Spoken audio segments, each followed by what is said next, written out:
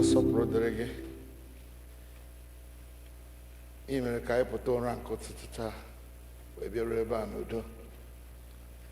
Anyị na-arịọ ka ị bịa nọnyere anyị n'ike nke mmụọ nsọ gị n'oge ofufe ndụ nke a. Kwee anyị na-arịọ gị n'ụbọchị taa anyị na-eme nzukọ banyere ọdịnihu na ọganihu nke chọọchị gị.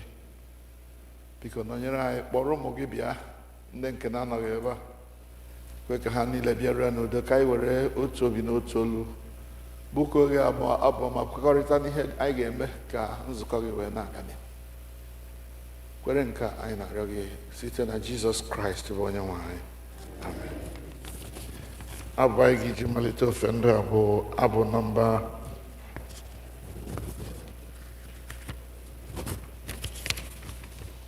238. 238.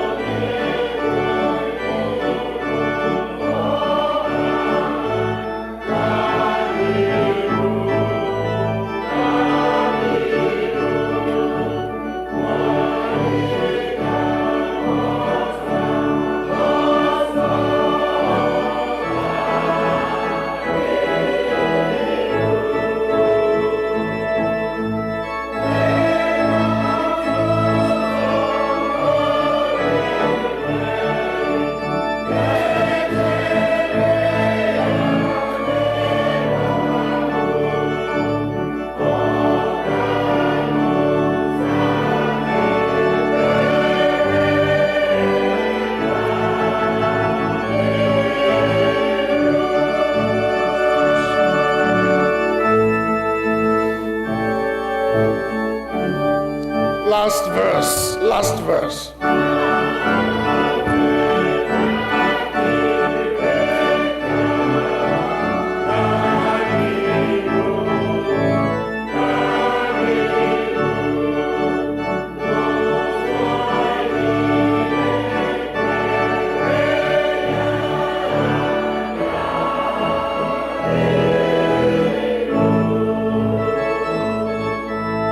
Oh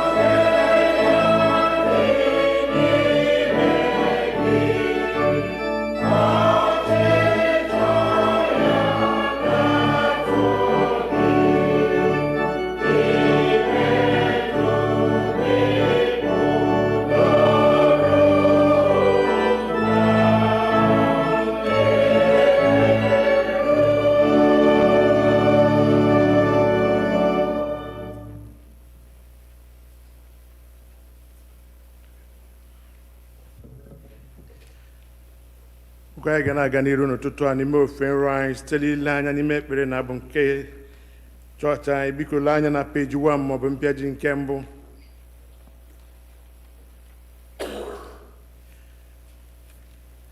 Mgbe onye na-emebi iwu si na mmebi iwu ya nke o mewuru chegharịa mee ihe ekpere n'ikpe na n'ezi omume, ya onwe ya ga-eme ka mkpụrụ obi ya dị ndụ.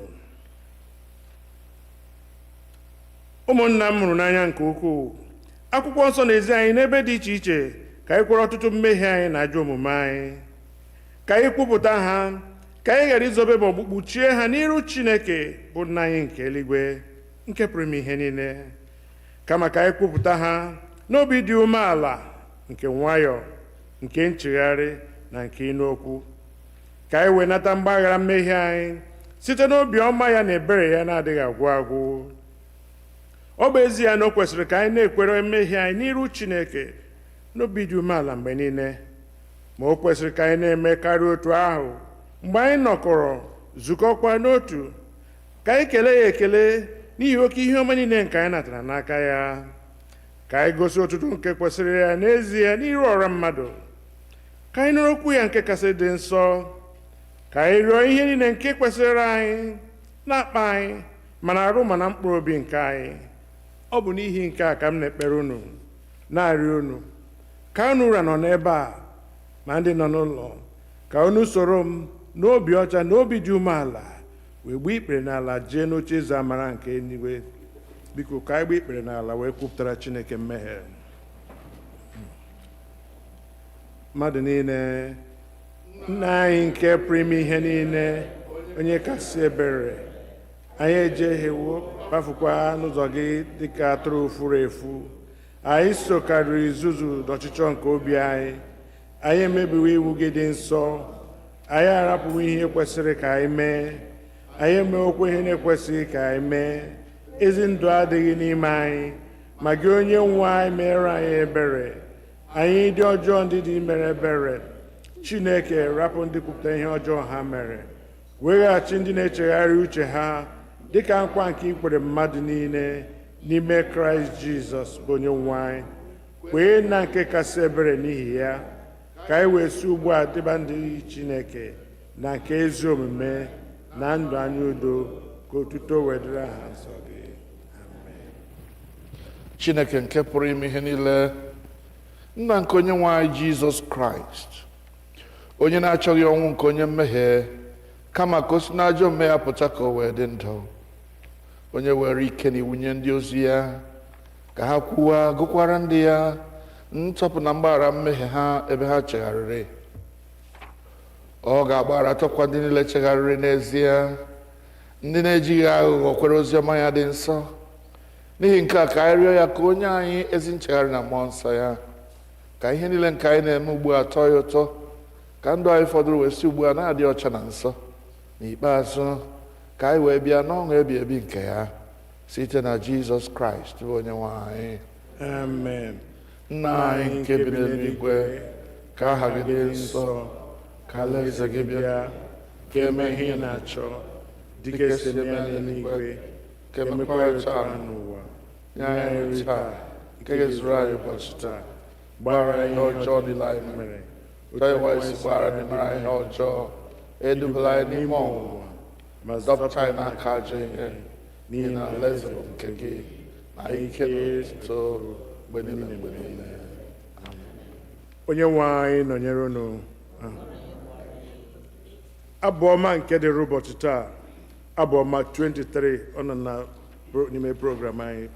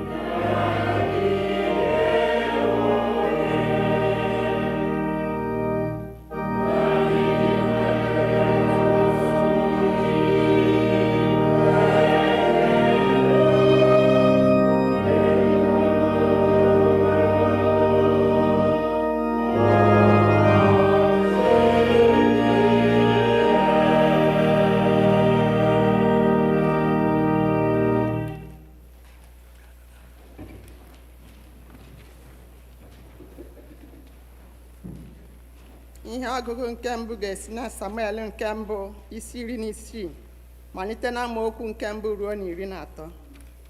1 Samuel chapter 16 verse 1 to 13. Jehova wee sị Samuel, ruo ole mgbe ka gị onwe gị ga na-eruru Sọl uju, ebe m onwe m jiworo ya ka ọ ghara ịbụ eze Izrel? Gbajuo mmanụ na mpi gị, jee, m ga-eziga gị jee kuru Jesi onye Betlehem, n'ihi na ahụtawo m onwe m eze n'etiti ụmụ ya ndị ikom. Samuel wee sị, m ga-esi aṅaa jee? Ọ bụrụ na Sọl anụ ya, ọ ga-egbu m. Jehova wee sị, ị ga-ewere nwa agbọghọ ehi n'aka gị, sị, ịchụrụ Jehova aja ka m bịaworo. Ị ga-akpọkwa Jesi ịba na ịchụ aja ahụ. Mụ onwe m ga-emekwa ka ị mara ihe ị ga-eme. Ị ga-etekwara m ya mmanụ, bụ onye m si gị tee. Onye m si gị teere mmanụ bụ onye ị ga-ete. M ga-esi gị tee. Samuel wee mee ihe ahụ nke Jehova kwuru. Ọ bịaruo Betlehem, ndị okenye obodo ahụ wee maa jijiji izute ya, sị, ọ bụ n'udo ka ị bịaworo? O wee sị, ọ bụ n'udo. Ịchụrụ Jehova aja ka m bịaworo. Doonụ onwe unu nso, soro m n'ịchụ aja ahụ.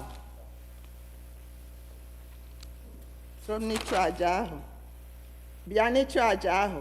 O wee doo Jeso na ụmụ ya ndị ikom nso, kpọọ ha bịa n'ịchụ aja ahụ.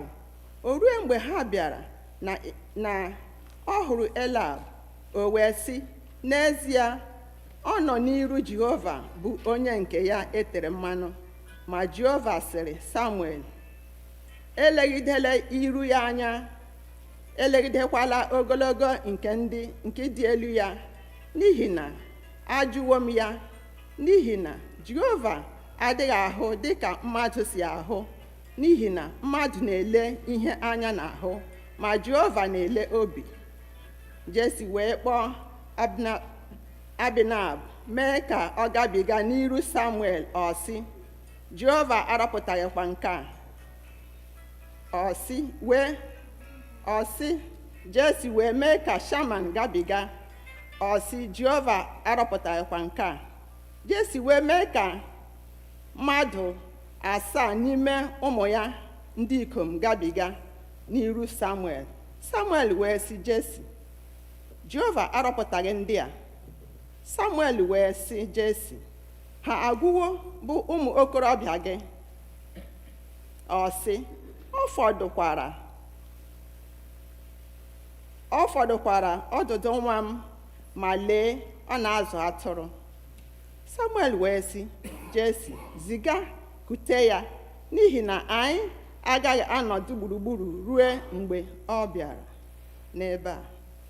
O wee ziga, mee ka ọ bịa, ma nwa okorobịa ahụ na-acha ọbara ọbara. Anya ya abụọ makwara mma, ọ dịkwa mma ile anya. Jehova wee sị, bilie, tee ya mmanụ, n'ihi na nke a bụ ya. Samuel wee were mpi mmanụ ahụ tee ya n'etiti ụmụnne ya. Mmụọ nke Jehova wee na-adakwasị David n'ike site n'ụbọchị ahụ gaa n'iru. Samuel wee bilie laa Rema. Nke a bụ okwu nke Onyenwe anyị.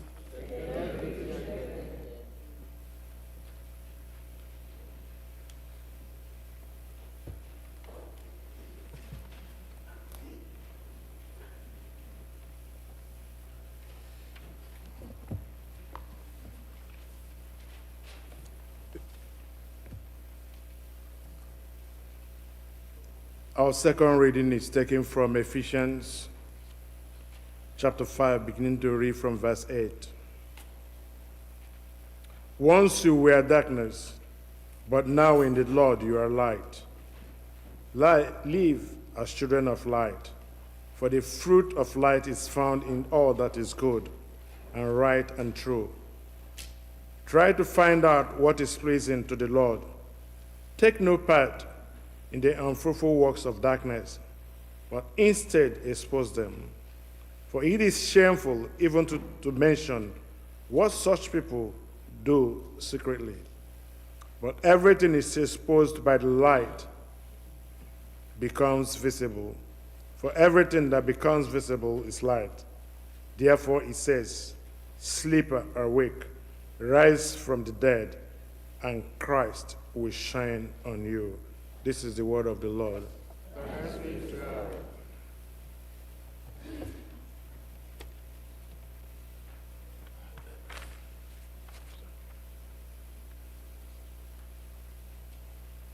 Kelenu Jehova n'ihi na ọ dị mma.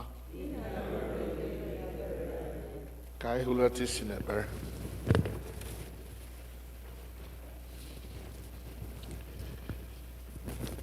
Ị wụrụ onye Anglican maọbụ onye Semes, ya ewelaghị iwe na anyị na-agba ọsọ taa n'ihi na anyị nwere nzukọ memecha. Ya mere anyị anaghị esokwa usoro otu ahụ anyị si eme ihe niile n'oge kwesịrị. So biko soro na anyị ka anyị mee wee banye nzukọ anyị, ka anyị hulata isi n'ekpere. Chineke nna anyị onye kwesịrị ntụkwasị obi, ekele niile na otuto niile, ịja mma niile na ịbụ isi na ịkwanye ugwu niile bụrụcha nke gị naanị gị, n'ihi na ọ naanị gị kwesịrị ka enye gị ụdị otuto dị otu a. Ụmụ gị gbakọtara n'ihu gị n'ụbọchị taa inye gị ekele n'ihi odudu na nchebe gị n'afọ 2025. Etu isi duo anyị site na mmalite nke afọ ahụ were na njedebe ya, na otu isikwara kpọbata anyị n'ime afọ a bụ 2026, duru anyị site na Jenụwarị wee ruo ugbu a bụ Maachị, etiti Maachị. Anyị bụ ndị ọma kpọrọ inwe gị ka e bụrụ Chineke anyị. A sị na ahụ anyị niile bụrụ ọnụ ọnụ, o zughị inye gị ekele ruru gị. Ọ ya mere anyị ji asị gị biko, n'agbanyeghị otu ọbụla o si dị nta na otu ọbụla o si rie mpe, nara ekele anyị n'aha Jizọs Kraịst. Anyị kọwa mmeso ọma gị nke i mesoro anyị n'afọ a gara aga, chi gị ji bụọ. Ị gwụrụ anyị na nrịa anyị niile dị iche iche. Ị napụtara anyị n'aka ihe ize ndụ dị iche iche. Ị mere ka ihe niile anyị bụ n'obi anyị chọrọ ime n'ime nzukọ a ka emezuo ọtụtụ n'ime ha. Mgbe ụfọdụ anyị emetachaghị otu o kwesịrị, ma anyị na-ekele gị n'ihi ndị anyị metara, na-arịọkwa ka ị nyere anyị aka idozi onwe anyị n'ime nke ọma karịchaa anyị mere n'afọ gara aga n'ime ihe ndị ahụ anyị na-emezighị. Biko bịa nọnyere anyị n'ụbọchị taa, ma anyị na nkata na-ekwu okwu banyere ụzọ nzukọ gị a ga-esi gaa n'ihu. Zitere anyị mmụọ nsọ gị ka ọ bịa nọnyere anyị taa ihe niile nke anyị ga-eme n'ime nzukọ anyị. Gọzie ụmụ gị ndị jirikwara ngwa ọrụ n'ime nzukọ a, ndị na-eje ozi n'ụzọ dị iche iche. Kwee nna nke eluigwe ka aka ha sie ike ijere gị ozi, ka ụkwụ ha dị nkọ ịgbara gị ọsọ na ijere gị ozi dịrị anyị. Gọzie ụmụ gị ndị wepụtara ego ha iji gọzie ha, wee gbaa ọrụ anyị na-arụ ume ka ọ na-aga n'ihu. Ndị wepụtara oge ha ịma atụ na ịtụ aro n'ụzọ niile dị iche iche ka nzukọ a wee gaa n'ihu. Ndị na-esi n'ebe dị anya n'ihi ịhụnanya ha nwere na ebe All Saints Igbo Anglican Church nọ, ha na-ewepụta oge ha gbaa maịlụ dị iche iche hiri nne wee bịaruo ebe a. anyị ewere otu obi n'ịhụnanya na-ebikọ dịka ụmụnne. Obi anyị jupụtara n'ọṅụ n'ụbọchị taa. Anyị na-asị gị nara ekele n'aha Jizọs Kraịst. Nna anyị, afọ a bụ afọ ọma. Mgbe anyị na-atụgharị uche na-agụgharị isi banyere ihe niile ndị nke mere n'afọ gara aga, anyị na-arụrakwa afọ nke a na afọ ndị dị n'ihu na-etinye n'aka gị, na-asị gị Chineke ndị duru anyị n'afọ ndị gara aga, biko bịa dukwa anyị n'ime afọ a na n'afọ ndị ke gaje bịa. Mgbe anyị na-agụ abụ, anyị na-asị na ịbụ onye inye aka anyị na mgbe ochie, bụrụkwa olileanya anyị n'ọdịnihu. Biko ya mmasị gị, ya tọọ gị obi ụtọ ịnọnyere anyị. Gbaghara amaghị eme ebe anyị mejọrọ, gọzie ebe anyị memara, wee ka anyị mema karịa, ma karịsịa were mmụọ nsọ gị otu ahụ iji were ya tụkwasị n'isi David, onye họrọ ka o jere gị ozi. Were mmụọ nsọ gị mejuo anyị n'ike, ka ọrụ anyị na-arụrụ gị ghara ịbụ n'anụ ahụ, kama ka ọ bụrụ n'ime mmụọ na eziokwu. Emechaa, otuto na nsọpụrụ ya ga-abụ nke naanị gị, site na Jizọs Kraịst bụ onye nwe anyị. Anyị na-echeta ụmụnne anyị ndị na-adịghị ike, ndị ahụ na-enye nsogbu, ndị obi ha ara ahụ, ndị a napụrụ ụmụnne ha maọbụ ndị ha hụrụ n'anya n'ike, ndị na-eru uju. Biko gị onwe gị maara ha, mara ịkwa akwa na iru uju dị n'obi ha. Biko anyị na-arịọ ka ị kasie ha obi, nye ha amara ha ga-eji nagide ihe ike mere ha.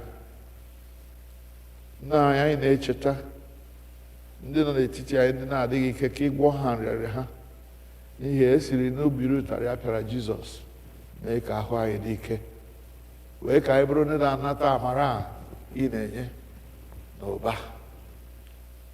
Onye nwe anyị, ọrụ nke dị anyị n'ihu dịka nzukọ Kraịst ka anyị na-echekwa n'ihu gị, na-arịọ ka ị duru anyị gaa n'ihu, ihe niile na-aga dịka isi chọọ ya. Onye nwe anyị, bụrụ onye na-edu anyị na nzukọ nke anyị ga-eme n'ụbọchị taa. Otuto ya na nsọpụrụ ya ga-abụ nke naanị gị, site na Jizọs Kraịst bụ onye nwe anyị. Amen. Na anyị, gị onye nyewere anyị amara ugbu a, ka anyị were otu obi na otu olu bute arịrịọ anyị n'iru gị n'ọgbọ. Gị onye kwere sị na mgbe mmadụ abụọ maọbụ karịa otu ahụ zukọrọ n'aha gị wee kpọkọọ gị, na ị ga-anụ arịrịọ ha. Onyenwe anyị, biko mezuo ọchịchọ na arịrịọ nke ndị ọrụ gị ugbu a, ndị anyị kwupụtara na ndị anyị na-ekwupụtaghị, otu ọ ga-adịchasịrị anyị ezi mma. Nye anyị ọmụma nke eziokwu gị n'ụwa nke a, na ndụ ebighị ebi n'ụwa nke na-abịa. Amen. Ka anyị rịọkọ amara, ka amara nke onye nwe anyị Jizọs Kraịst, na ịhụnanya nke Chineke, na mmekọ nke mmụọ nsọ dịrị anyị niile ugbu a na mgbe niile. Amen. Mgbe anyị na-abụ abụ 237, anyị ga-anaka ihe onyinye anyị. Anyị nakọcha ihe onyinye, biko taa ụbọchị ịgba nkwa ma ọ bụ ịbịa nke abụọ. O nwee ihe ọbụla iji chọọ ịgọzi ọrụ ka anyị na-arụrụ Kraịst, tinyecha ya otu mgba. Anyị mechaa nke ahụ, onye senior warden anyị ga-abịa mara anyị ọkwa ya, machaa ọkwa anyị emechie. Onye chọrọ ịga ya gaa yuzuo batrị ma gaa, anyị abaghachi bịa bido nzukọ. Biko ka anyị wee nwee ike mee ngwa ngwa. Abụ 237.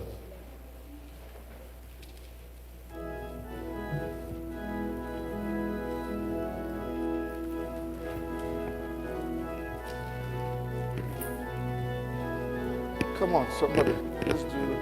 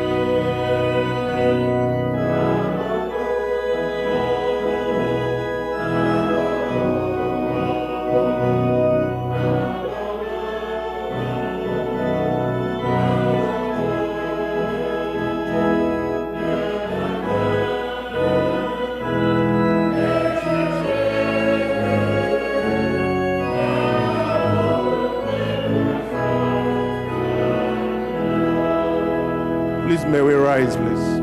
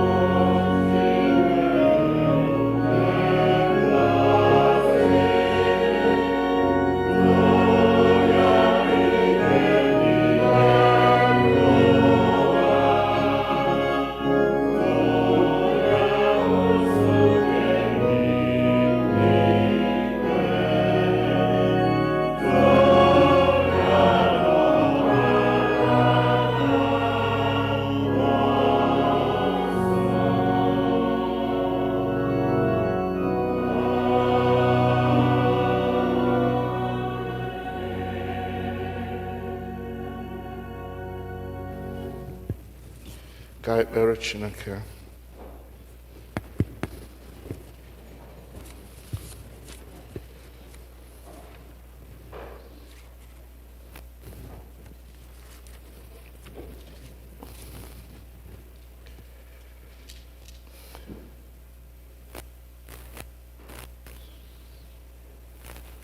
Ama m ihe I chere banyere All Saints Igbo Anglican Church dịka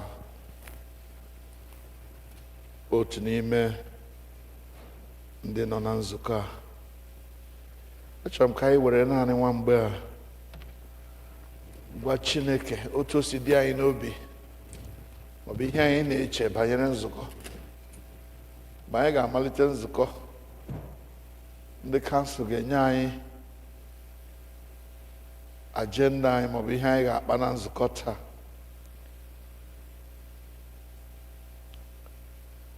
Ịjụọ m ihe m chọrọ wa ọganihu nke nzukọ.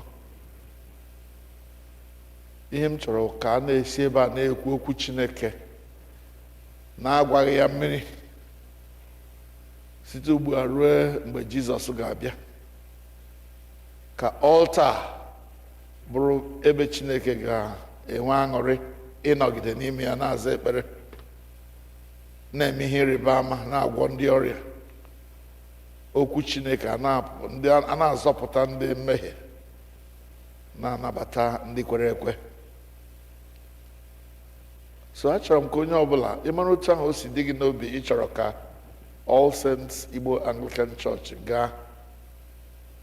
Biko were naanị nwa mgbe a kọsara ya Jizọs, si ya lekwa nzukọ ya, ya mee nke ka mma. Ọ na-awụ anyị kọchara Chineke ebumnobi anyị maọbụ ihe dị anyị mkpa, n'ikpeazụ anyị asị ya ka eme uche gị, nna ka eme uche gị. Ihe gbasara nzukọ gị, nzukọ a bụ nke gị. Akwụkwọ nsọ wee na-agwa anyị na Jizọs ga-arụ nzukọ ya, na ọ ga-ewuli nzukọ ya, na ọnụ ụzọ ama niile nke Hedis agaghị apụ imegide nzukọ a.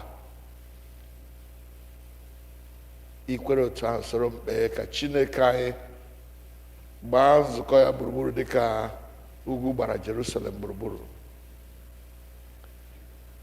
Ka mgbọ niile nke ekwensu na-agba iji laa nzukọ Kraịst n'iyi, ọgụ niile nke ekwensu na-alụ iji mee ka ike gwụ ndị nke Kraịst, ka ọgụ niile ahụ daa n'ala, azọọ ya ụkwụ, nzukọ Kraịst agawa n'ihu. Ewe ekpere anọ na du na Zion.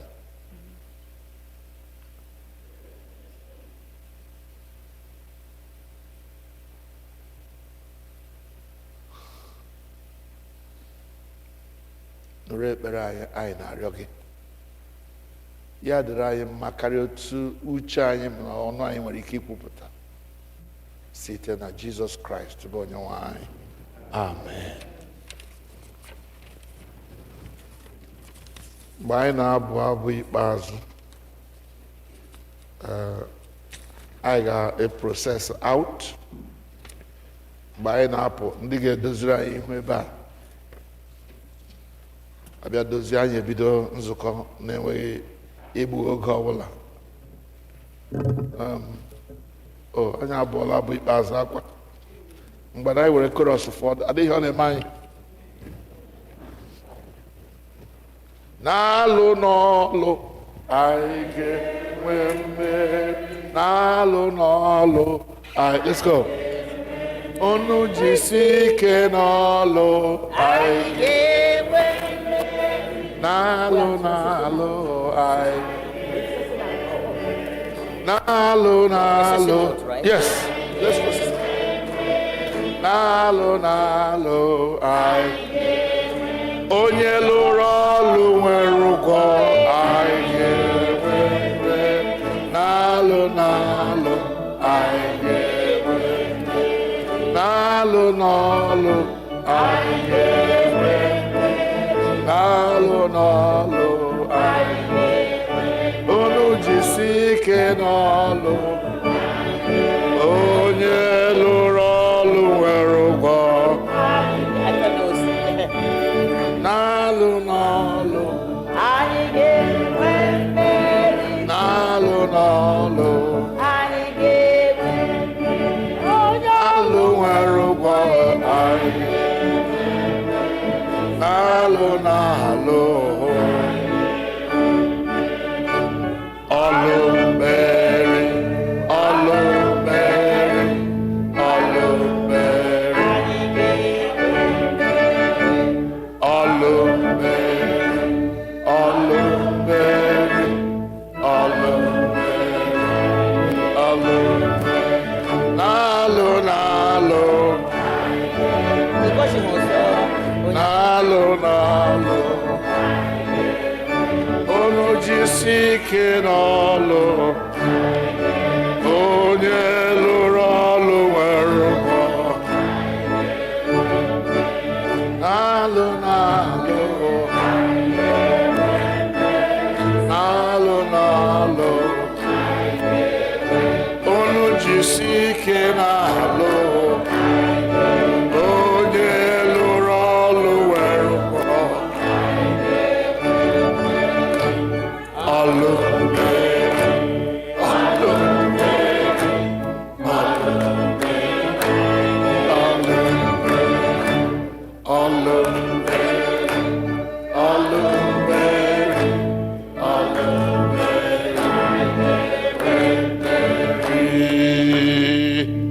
Amen. Ngwa onye chọrọ ịgba ngịrịrị ga-agba ngịrịrị.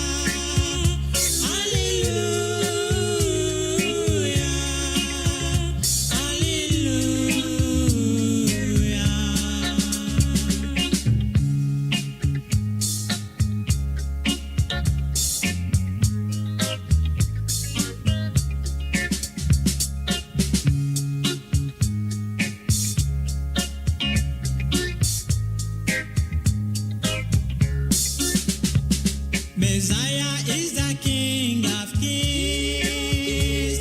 Messiah is the Lord of Lords. Messiah is the King of Kings. Messiah is the Lord of Lords. Hallelujah.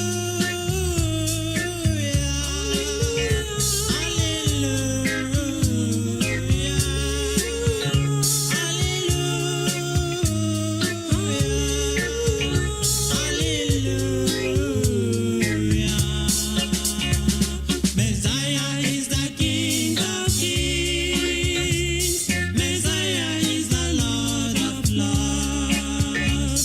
Messiah is the King of Kings. Messiah is the Lord of Lords. Hallelujah.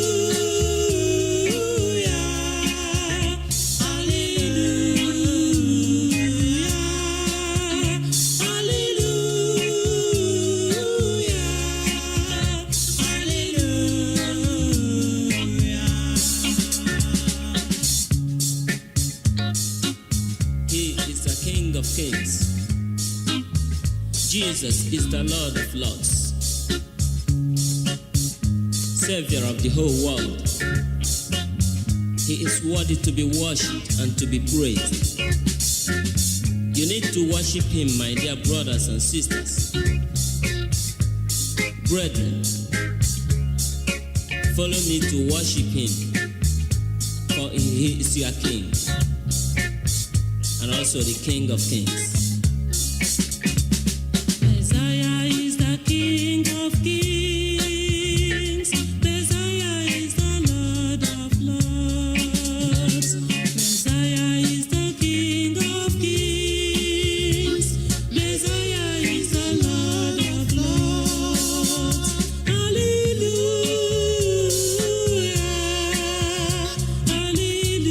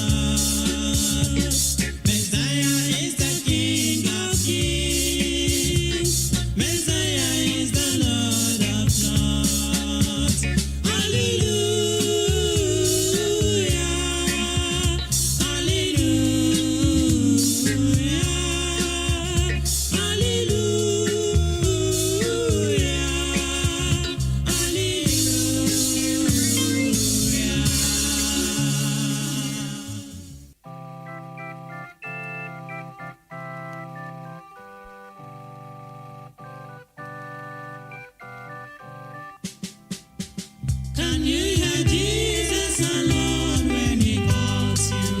Oh, sinners, come and have your rest now. He died for you to take you to God's kingdom. Oh, sinners, come and have eternal life. This is your time. Confess your sins now. He set you free and give you pardon. Your words cannot set you free if not Jesus. Oh, sinners, come and have eternal life. The wages of sin is death, God has said it. Believe it now, expect the judgment. The life for them who believe and be righteous. Oh, sinners, come and have eternal life. This is your time. Confess your sins now. He set you free and give you pardon. Your words cannot set you free if not Jesus. Receive it now and have eternal life. My people, listen. The wages of sin is death. Thus said the Bible. The sin of fearfulness, unbelieving of the word of God, adultery, fornication, and abortion. God sees them, you know. Cheating, murder, lying, bribery, and corruption that has failed and polluted our land today. idol worship in the modern ways today, dancing and the pride of life therein. Among thieves, you are included. Please, God is warning you right now to repent. Others think their self-righteousness can save them, but only accept Jesus. Call him into your life. He will set you free, and you will be free indeed. Please, you do it, and make sure you make it right now. Oh, what a blessing if you come to Jesus. He died for you. He came to save you. He came to set you free from Satan's bondage. Will you lean on and have eternal life? This is your time. Confess your sins now. He set you free and give you pardon. Your words cannot set you free if not Jesus. Oh, sinners, come and have eternal life. This is your time. Confess your sins now. He set you free.